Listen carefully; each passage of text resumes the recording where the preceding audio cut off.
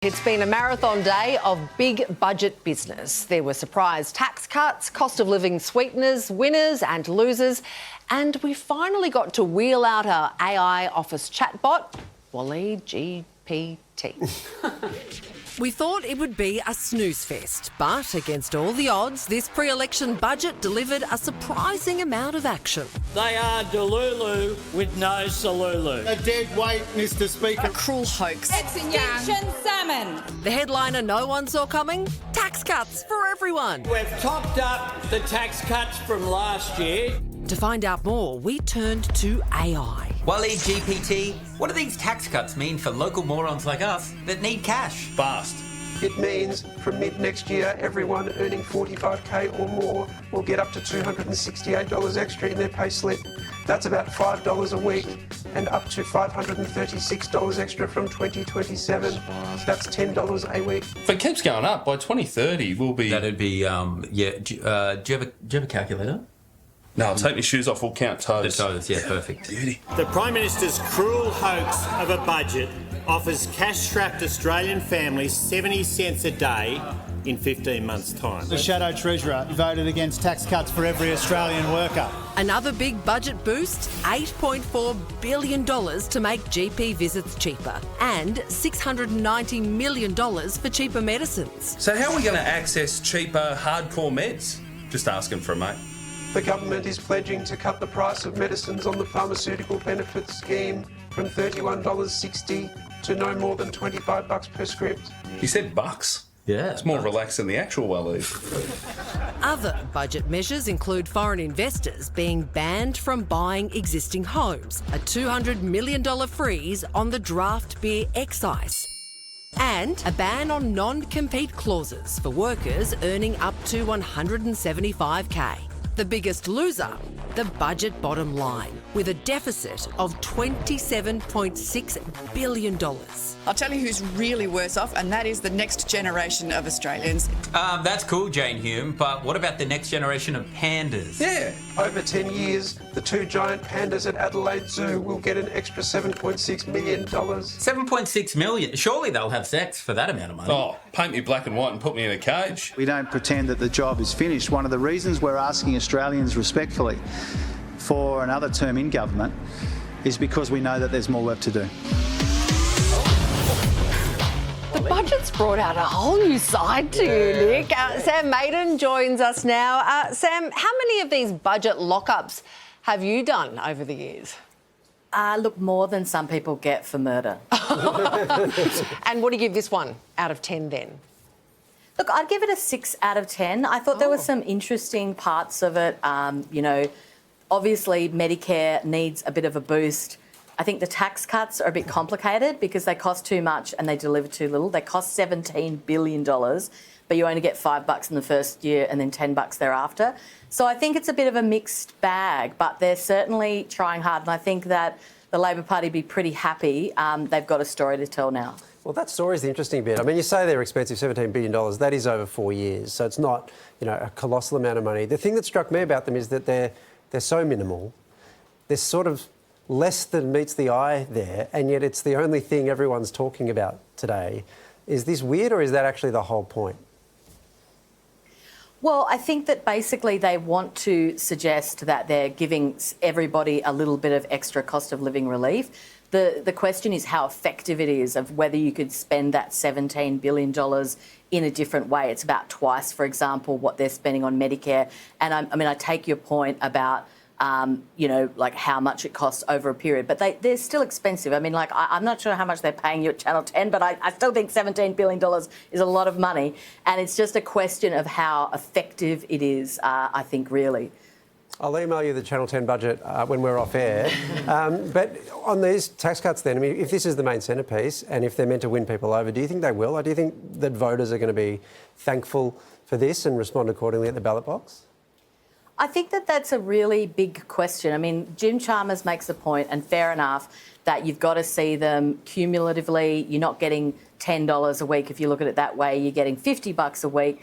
But it remains to be seen whether the voters will go, fair enough, we're not going to kick you out after one term, not completely happy with you, but we'll give you another go.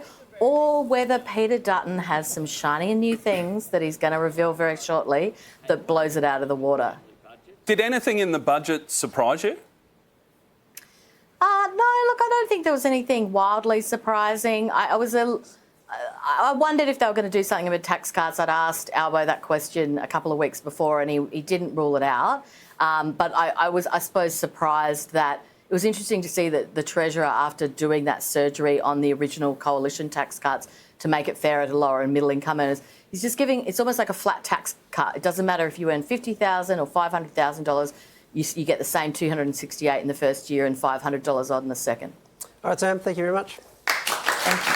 Good. And it's the day after budget night, which means shaking off the economic hangover and doing the walk of shame back to your tax bracket. So a quick vibe check, everyone. How are we all feeling about after last night? Weird?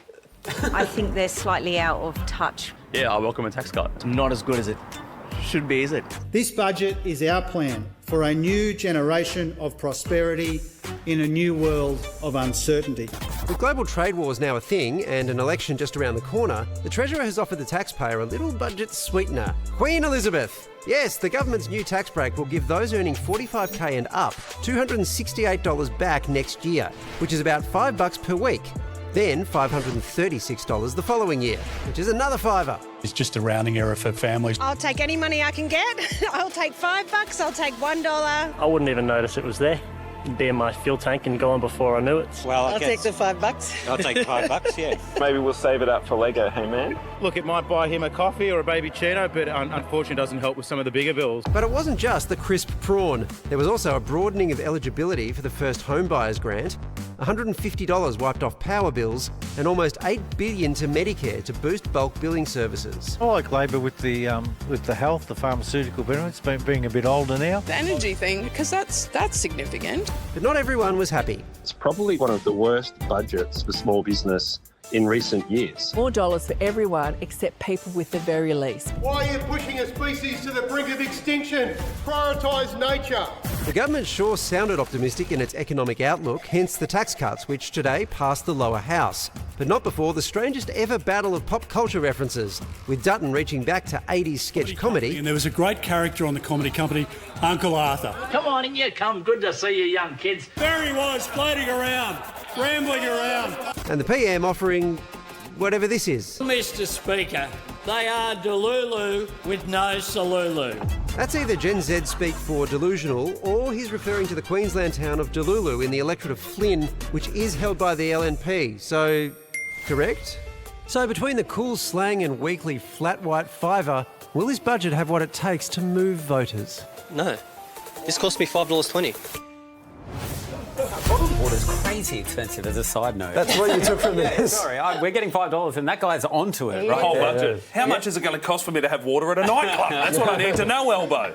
No, it sounds bad, but if you break $5 a week, sounds bad. But over a year, it's over $250, which sounds great. That's good money. If you split your Christmas presents week by week over the year, it sucks. Yeah. You get them all in one go, boom. That's how are you looking at it? Saying, so I mean, really... the pandas in Adelaide are getting more than us. They're getting the big money as well. Well, the pandas aren't getting it. I want to be clear about that. The zoo's getting it. Okay, to look $5 million after the over. Well, you know, what is it? Bamboo. It's really going up. Yeah, it is. So inflation hits everything. Yeah. The tax cut thing is interesting politically because it's sort of one of those things. It's not much, but they get to say tax cut, and that's exciting. And then what does the opposition do about that? Are they going to reject a tax cut, or are they? It sounds like they'll come up with some response. I don't know. Yeah. But the big thing that, because everyone's talking about tax cut, is the amount of debt Australia now has. So we're crossing $1 trillion. And let's go. Let me. Come on, Aussie, Aussie, Aussie. It's not that kind of sport, Nick. It's more like golf. We want it to be low. All right. But this graph is not the amount of debt. This is just the interest on the debt. Whoa. So 23.9 billion 2024, and it goes up to 41.7 billion. Now, that just sounds like ridiculous numbers. So can I put that in some context? Did Australia get payday loans? It seems that way, yeah. That's insane. The second graph, that second line next to the amount of interest is how much we spend on medical services. So that's like Medicare plus other stuff. Wow. And the amount of interest we're spending is getting close to... All right. It is just a huge. All right, let's work together. No one gets sick until 2028. We'll bring that down. Yeah, let's bring this down. Now, the other big news out of this year's budget is that for the first time, influencers were invited to yesterday's media lockup. Some of them even had their expenses, including travel, paid for by the federal government, we understand. All up, there were 13 content creators covering budget issues. You know better than anyone in Australia right now what gives you hope for the next generation, not just as a politician, but as a person. I'm optimistic that if we seize the opportunities which are there, Australia can have an even stronger future. Well, that was Millie Rose Bannister grilling the PM, one of the 13 content creators, and she joins us now. Millie, it was your first time in budget lockup. What did you make of it all? It was a memorable experience, to say the least. If I ever wanted to work in politics, this would be a great little insight into what it actually feels like to be locked up without contact to the outside world. Yeah, wow. Now, you're an advocate for better mental health, which is very important, but I would have thought reading hundreds of pages of budget documents would be the worst thing you could ever do for your mental health. Fair point. Yeah, not having access to the internet is probably the worst thing you could do for my mental health. Oh, really? I thought it was the opposite. No access to the internet is the best thing you could do for mental health, but clearly I'm... But you don't have an Instagram account, mate. Oh, well, that's, yeah, clearly that's why he's always happy. That's true. So we saw that you interviewed the PM. How did that go? Great. I mean, I threw my question out there and I think it was a strong question. I think it's really important that we discuss the fact that 1 in 2 Aussies, young Aussies particularly, are super anxious, chronically anxious about our future. And what did he have to say? Well, you saw. See previous discussion about internet, but anyway, I'll leave that alone. The thing about it is he spoke to you and then earlier today he had this to say in Parliament. We just saw it. Let's see it again. Well, Mr. Speaker, they are delulu with no salulu, Mr. Speaker. They are completely delusional. All right, was that your fault? It actually wasn't. But I do think the way that politicians are engaging with, influencers and non-traditional media is fundamentally changing. So I don't blame him for trying to throw that in. That was a bit cringe, though, wasn't it? A little bit cringe? Yeah. Yeah, no, absolutely. Why do you think the government wanted the influencer coverage?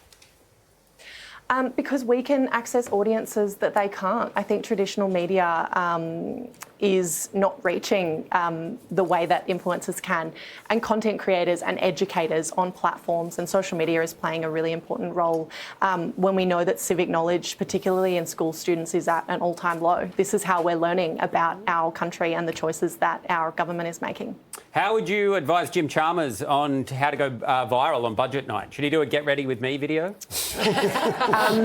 Maybe dropping something really crucial to youth mental health. That would go viral. I don't understand the algorithm at all, apparently. Clearly not. Millie Rose, thank you very much for joining us.